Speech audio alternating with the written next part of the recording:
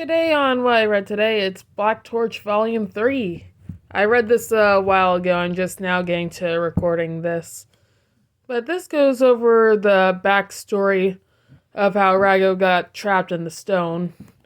And the main introduction of the main antagonist, Amagi, who is a Monoke that eats other Monoke.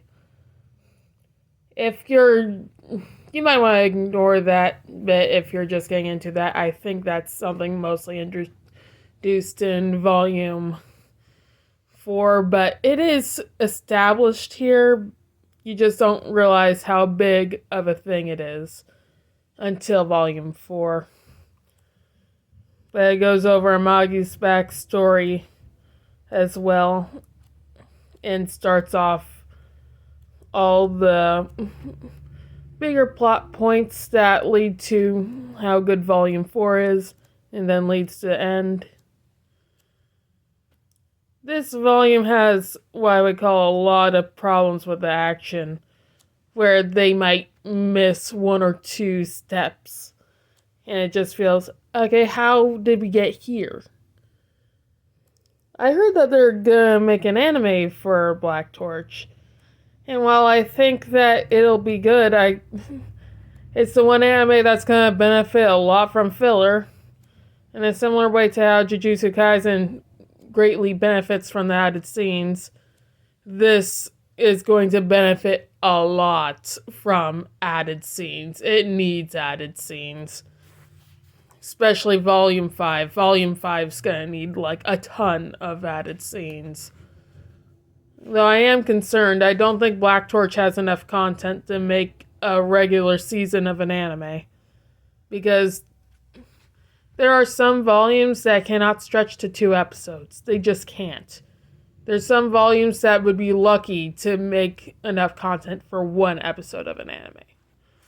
Oh yeah, this starts off this subplot point of this Monoke having a crush on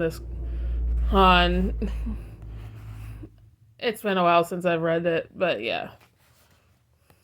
On Main Girl. But yeah. It's been a couple weeks since I've read this. I will say that when they want to make a cool scene, they can absolutely make a cool panel. Like this panel of Jiro, there's a couple other ones spread throughout the other volumes.